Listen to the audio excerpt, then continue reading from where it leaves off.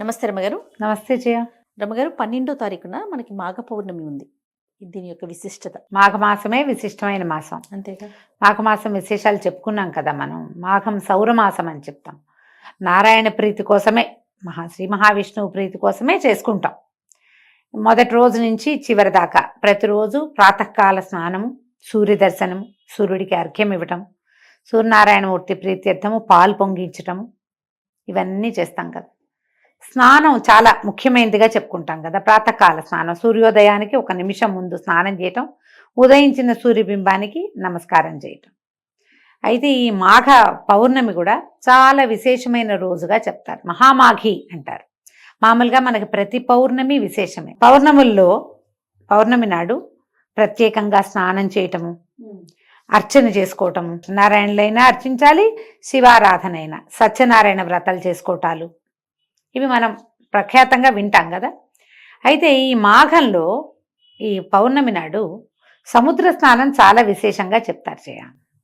మామూలుగా మనకు సముద్ర స్నానం తెలుసు, కార్తీక పౌర్ణమికి చేస్తాం కదా. దానికి ప్రత్యేకంగా ఉంది. ఆకామావై అంటారు. ఆకామ అంటే ఆషాఢ పౌర్ణమి, కార్తీక పౌర్ణమి, మాఘ పౌర్ణమి, వైశాఖ పౌర్ణమి, ఈ 4 పౌర్ణములు సముద్ర స్నానానికి చాలా విశేషమైనవి. చాలా విశేషం. వాట్లల్లో మహామాఘి మరీ విశేషం. హైదరాబాద్ వాసులకి సముద్రం లేదు, మనం ఏం చేయాలి? మనకు వెంటనే డౌట్స్, మనకు సముద్రం లేదు కదండి అంటే వెళ్ళాలి. ఎక్కడికైనా వెళ్ళలేము, కనీసం ఇంట్లో అయినా పొద్దున్నే స్నానం చేయండి. నదీ స్నానం చేయొచ్చు. సముద్రము చాలా విశేషంగా చెప్పబడుతుంది ఇక్కడ. మామూలుగానే మనం ఒక వాక్యం చెప్పుకుంటాం, నదీనాం సాగరోగతి అని. నదులన్నీ కూడా, అన్నిటి కూడా సాగరమే వాటి గతి. పైగా ఆకాశాత్పతి తుంతోయం యథాగచ్చతి సాగరం సర్వదేవ నమస్కారో కేశవం ప్రతిగచ్చతి. ఆకాశంలోంచి పడిన ప్రతి నీటి బొట్టు సముద్రం వైపుకే ప్రయాణం చేస్తుంది. మన నమస్కారాలన్నీ కేశవుడికే చెందుతాయి. సముద్రంలో స్నానం చేస్తే కేశవుడికి నమస్కారం చేసినట్టు. ఆ శ్లోకాన్ని ఇక్కడ కనెక్ట్ చేస్తున్నాను అంతే.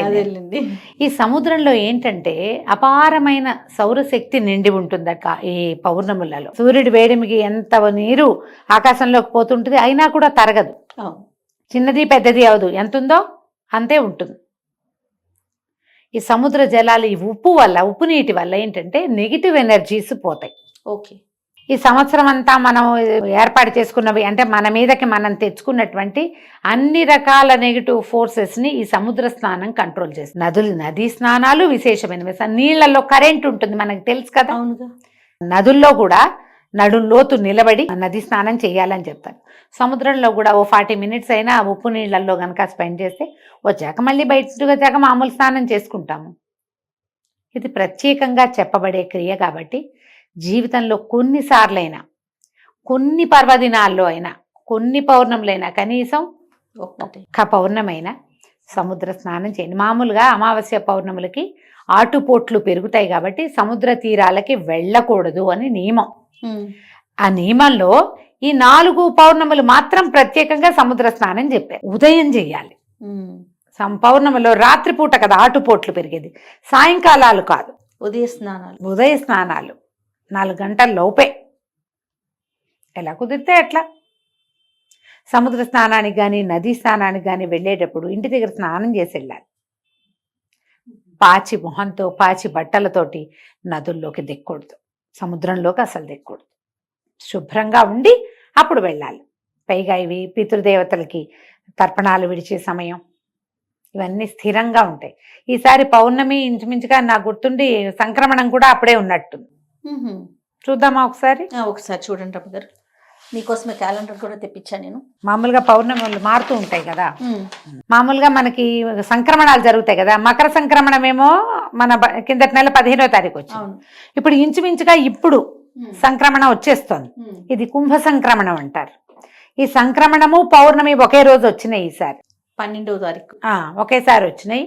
సంక్రమణ తిథుల్లో మామూలుగా మనకి పితృతర్పణాలు విడుచుకుంటాం కదా. ఈ మాఘంలో ఈ పౌర్ణమి నాడు మన సముద్రం దగ్గర కూడా పితృతర్పణాలు విడవచ్చు. అది కూడా మంచిదే. పిల్ల జల్లా తీసుకెళ్లేటప్పుడు కొంచెం జాగ్రత్తగా వహించాలంతే. ఒకవేళ మనం ఏ సముద్ర స్నానానికి, ఏ నదీ స్నానానికి వెళ్ళలేము, ఏమిటండి ఇప్పుడు మాకు సంగతి ఎట్లా అని అందరు అడుగుతుంటారు. కుంభమేళా గురించి చెప్పుకుంటున్నాం, విపరీతంగా ట్రెండింగ్ లో ఉంది కుంభమేళా. అంతే కదా. అక్కడికి వెళ్తేనే కుదురుతుంది లేకపోతే కుదరదన్న మాట లేదమ్మా. అసలు అవకాశం ఉన్న వాళ్ళు వెళ్తారు. వాళ్ళు ఏదో అత్యద్భుతమైన వాళ్ళు, వెళ్ళలేని వాళ్ళు, పనికిమాలిన వాళ్ళు అలాంటివి ఏం లేవు. మాకు పుణ్యం వస్తే మీకు రాదు అనకూడదు. ఇక్కడ కూడా మనకు అవకాశం ఉంది. మనం ఇక్కడ చేయొచ్చు. మనం ఎక్కడ పుష్కర స్నానం చేసినా, ఎక్కడ నదీ స్నానం చేసినా మనకి పుణ్యమే లభిస్తుంది. అక్కడికి వెళ్తే అమోఘ పుణ్యం. అవకాశం ఉంటే వెళ్తాము, లేకపోతే దండం పెట్టి ఊరుకుంటాం. ఇప్పుడు మనకు సముద్రం లేదు, నది లేదు అంటే ఇంట్లోనే పొద్దున్నే స్నానం చేయండి.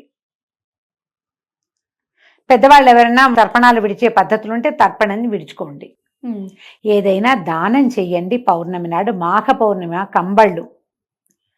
కంబళ్ళు, వస్త్రాలు, చెప్పులు, గొడుగు, తిలలు, నెయ్యి నిండుగా, తిలాలు నిండుగా ఉన్నటువంటి చెంబు, ఏదైనా ఒక వస్తువు, పాత్ర, అంటేనే మంచి నీళ్ళ పాత్ర, అవి కూడా దానం చేయొచ్చు. ఏది కుదిరితే అది. బంగారం దానం చేయొచ్చు, అన్నదానం చేసుకోవచ్చు. ఏమి చేసినా అద్భుతమైన ఫలితం లభిస్తుంది. మీరు మామూలుగా ఎప్పుడు చేసినా దానం మంచిది. పర్వదినాలలో చేస్తే ప్లస్. మరి మంచి పర్వదినాల్లో ఏవి చేయాలని చెప్పబడిందో అవి చేస్తే ఇంకా ప్లస్. వేసుకోండి కొన్ని ప్లస్సులు అవకాశం ఉన్నప్పుడు. అంతే. ఈ మాఘ పౌర్ణమి రోజున దానం చేసుకోవచ్చు. పగలు ఉపవసించి సాయంకాలం భోజనం చేస్తే మంచిది అవకాశం ఉంటే. సాయంకాలం పౌర్ణమి చంద్రుడు కనపడ్డాక చంద్రుడిలో భావన చేసి లక్ష్మీ స్తోత్రం కానీ, లలితా స్తోత్రం కానీ చేసుకోవచ్చు. లక్ష్మీనారాయణులని ఇద్దరిని భావించి సత్యనారాయణ వ్రతం చేసుకోవచ్చు. మీ అవకాశాన్ని బట్టి దండం పెట్టుకోవచ్చు. ఒట్టిగా పూర్ణబింబానికి ఎదురుకుండా నిలబడి ఒక్క శ్లోకం చెప్పుకుని, ఏదైనా విష్ణు సంబంధమైందో, లక్ష్మీ సంబంధమైందో, దేవి సంబంధమైందో చెప్పుకుని నమస్కారం చేసుకోండి. బ్రాహ్మణులకి దానం చేస్తే అత్యుత్తమమైన ఫలితం ఇస్తుందని చెప్తారు. అవకాశం ఉంటే చేయండి. ఎవరికి అవసరమో నీడీ పీపుల్ వాళ్ళకి చేయండి. అది కూడా అత్యద్భుతమైన ఫలితాన్ని ఇస్తుంది. ఎవరికైనా ఏమైనా ఇవ్వచ్చు కదా. ఇలా పర్వదినాలలో పాతవి దానం చేయబోకండి. పాతవి ఇవ్వడానికి 3 రోజులు ఉంటాయి. పర్వాలలో పాత వస్తువులు దానం చేయొద్దు. పాత బట్టలు, పాతవి ఏమైనా తీసి ఇచ్చేయటము చేయొద్దు.